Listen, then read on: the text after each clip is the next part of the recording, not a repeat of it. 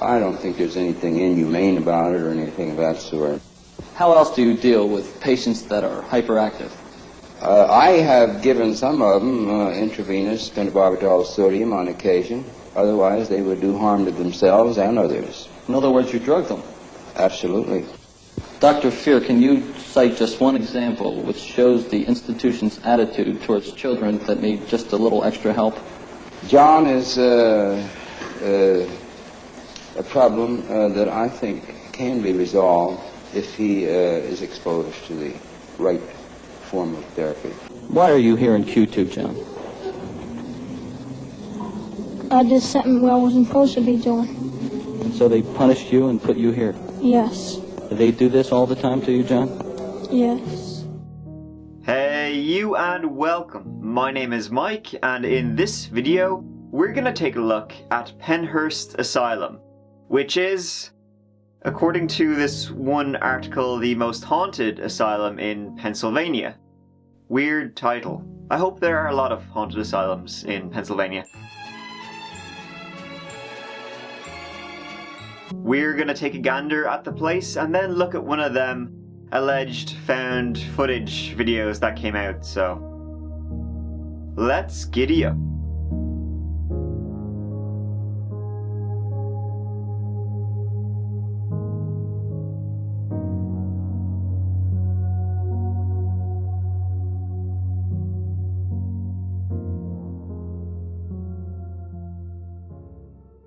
Pennhurst Asylum has a long and storied history. Originally built in 1903 as a hospital for the epileptic and feeble-minded. Not my words, by the way. There's gonna be a few times I say that, because things were a little bit more, back in the day, you know what I mean.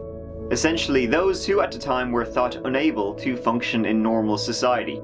As this was the very early 20th century, this would also class the physically and mentally disabled, individuals with abnormalities, physical or psychological, the mute, deaf, the blind. It also included those with offensive habits and imperfect speech. If only they could hear me say 33.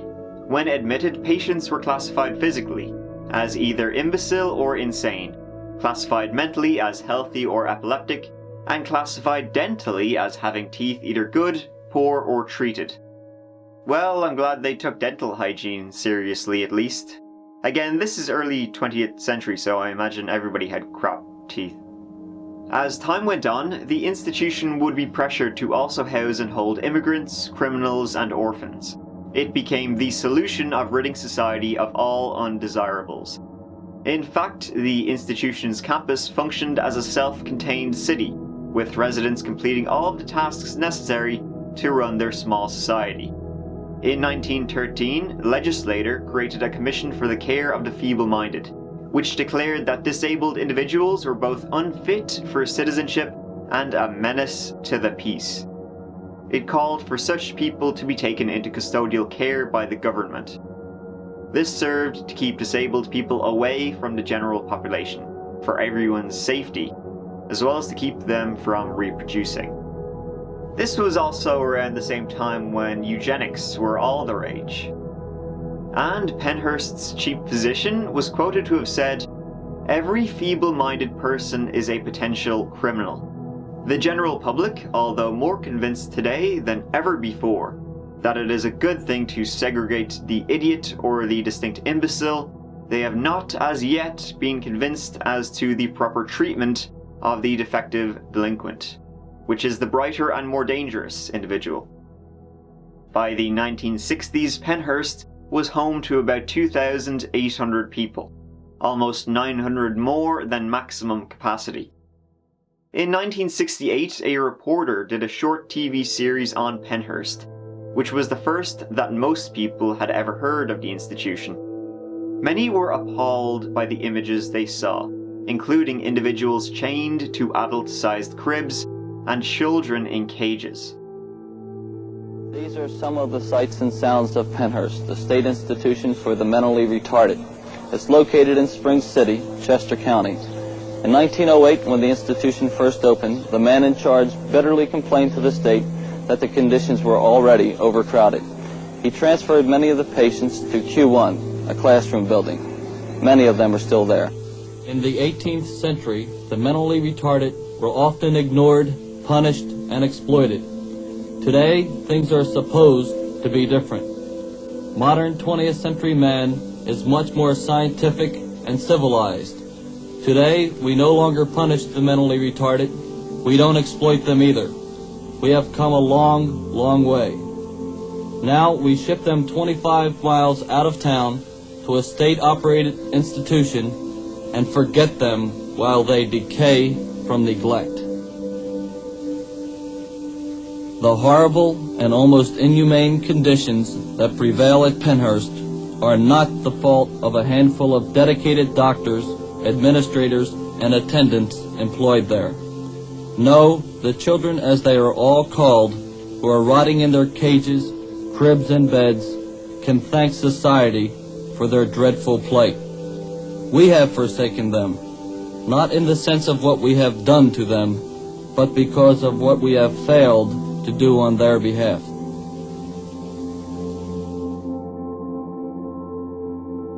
Some really sick stuff was going on there. The employees would beat the living shit out of the patients. They'd arrange for them to fight each other. Adults and children were strapped into cribs and shackled by their wrists and ankles. Patients were straitjacketed and blindfolded. In 1974, a lawsuit on behalf of the patients was filed.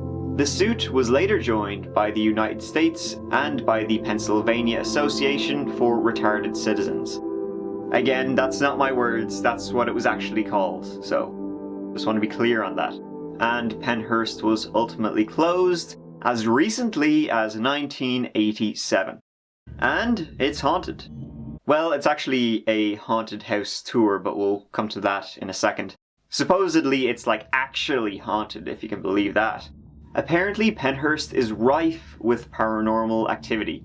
In the different buildings, paranormal investigators have seen numerous shadows, a small female child with long black hair, a hunched over presence with long, dangling arms, and the upper portion of bodies looking over or around obstacles.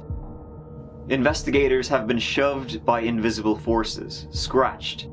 The apparition of a woman in an old-style nurse's uniform was observed. Voices and EVPs have been heard. Is there anyone here with us today?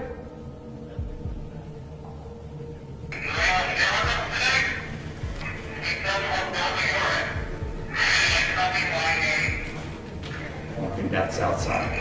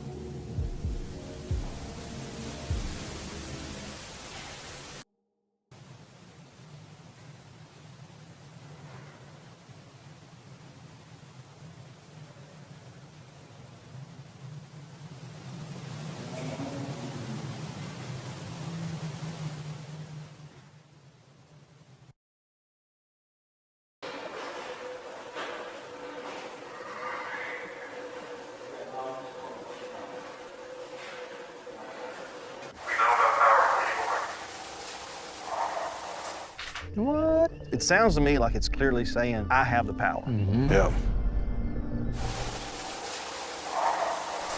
Wow. Zach Bagans, the Paranormal Challenge chairman, is also lead investigator and co-founder of the highly respected Ghost Adventures crew. Listen.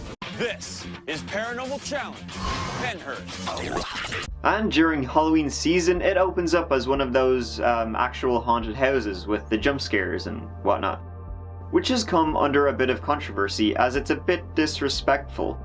I mean, actual people were committed there against their will and in horrible conditions, and many died there, so. One reporter said, "Haunted asylum attractions make people with mental illness into grotesque caricatures and perpetrate the spurious linkage between mental disorders and violence." And it's just generally, disrespectful to the memory of what happened there. But it's privately owned now, and this is America, so the owners can do whatever the hell they want. Especially as one of the owners said, he believes that the public's curiosity about Pennhurst spooks make it a potentially very profitable paranormal property. So, now, down to the footage. In 2013, a user by the name of Random Video Circus, whose profile picture by the way is of him and Steve-O, which is awesome, uploaded a video titled Pennhurst Found Footage. It says that in 2008, 2 college students ventured into Pennhurst before it became a haunted attraction, and were never seen again. Bullshit! Oh, sorry, just have a cough. The video shows them exploring the various buildings that make up Pennhurst.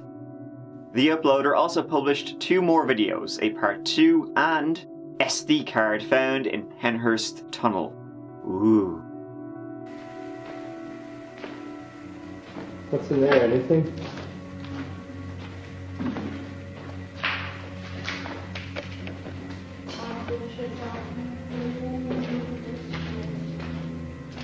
Ooh. It's kind of dark up there. We don't have a flashlight. Is this the attic?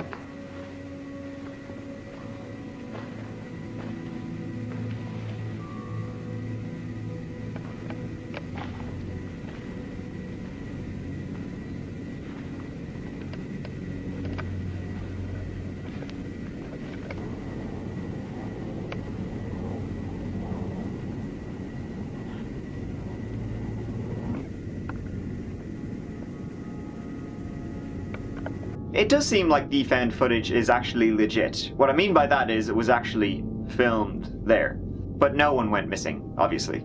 A quick look through his channel shows that the fella who uploaded it also uploaded videos after. It is an intriguing look into the actual site, however.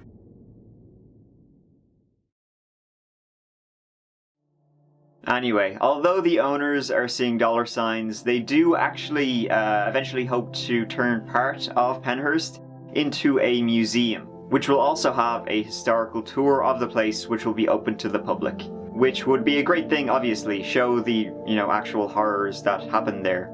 You don't need ghosts to make it scary. The things that actually happened in Pennhurst are far more terrifying than any EVP or poltergeist you would find there on a haunted tour. Thank you so much for watching, I really appreciate it. If you'd like to see some more of my videos, please click subscribe and let me know your thoughts down below if you want to. I will see you as always real soon in the next video. Mike out.